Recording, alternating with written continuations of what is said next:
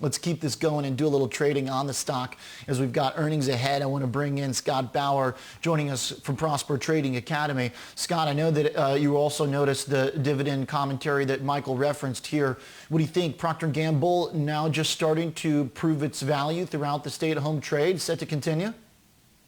Not just the dividend hike, but they have generated so much free cash flow as well, Oliver. They're really hitting on all cylinders, and it's been obviously a very, very bullish stock in an environment that's been very difficult. And I don't want to necessarily buy the rumor, sell the news, which I think could happen here with this earnings report because things are looking so positive here. However, I do think on the print tomorrow, we are going to get a very positive outlook. And so in that, I'm looking at just a one-day trade here. I mean, this thing expires tomorrow. It's a make or break, okay? And this is a little bit of what we call, and back from the days of the option trading pits here, of a Texas head, okay? So I am looking to buy this week's 123, 126 call spread, $3 wide, okay? And sell this week's 118, 115 put spread, basically to pay for buying of that call spread. Okay, it's very bullish. The bottom line is, though, I am willing to take PG stock at 118 if this thing drops after the print.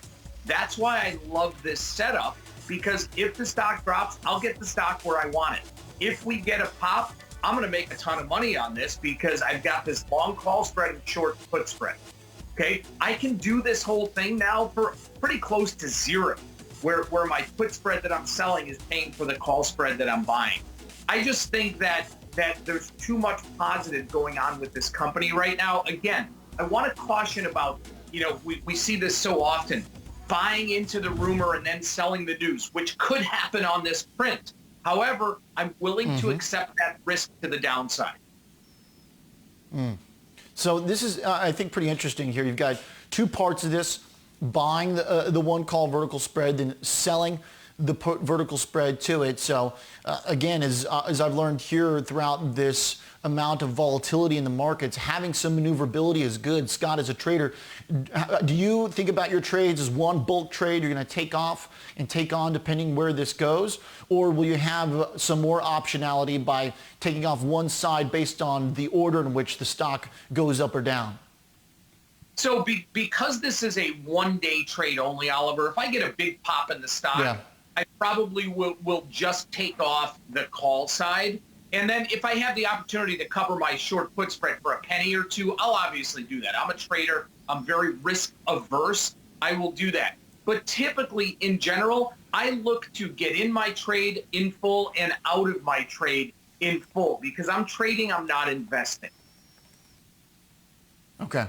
This is a single earnings day trade. It's all there at one time. This is this week. Okay, Scott, I like the Procter & Gamble situation here. We're going to come back to you on it. I want to talk to macro while I got you.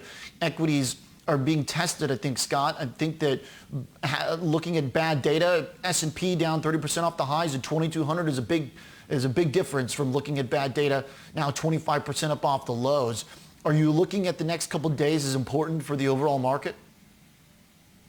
I think the number this morning was really important, that jobless number, just to show that, it's going to stay like this, right? I'm glad it wasn't 8 million or 10 million. I think we're all obviously very, very happy about that. But I think this is the new norm. And over the next few weeks, we're probably not going to see a big deviation from that number. So, that's okay by me. Not okay. We don't want to see people out of work, but that's okay by me. Some of the other numbers that have come out that have been very weak, they should be weak. The market, to me, is really taking this in stride, Oliver. You could make a case economically that based on some of these numbers we're getting, we should be down 20% from where we are right now, and we're not. So what I'm looking at also is the VIX, right? We're out of that 70 and 80 range in the VIX because the unknown of what's going on with how to run this economy from a virtual standpoint is now commonplace. But the fact to me that you look at the VIX and on this, the numbers we got this morning and looking at the market sell-off that we have right now, which could change, is only up a couple percent right now. To me, that is a good sign here, and possibly a sign that, we haven't hit this retest of the lows anywhere close to it, but I think that there's a bottoming going on right now. Scott Bauer, really good stuff. Volatility right now, 42. We're a little changed, up about 1.5 from yesterday's VIX reading. Yep. Scott Bauer, CEO of Prosper, good stuff. Appreciate the trade here on Procter & Gamble. Looking at the earnings tomorrow morning. We'll follow up then.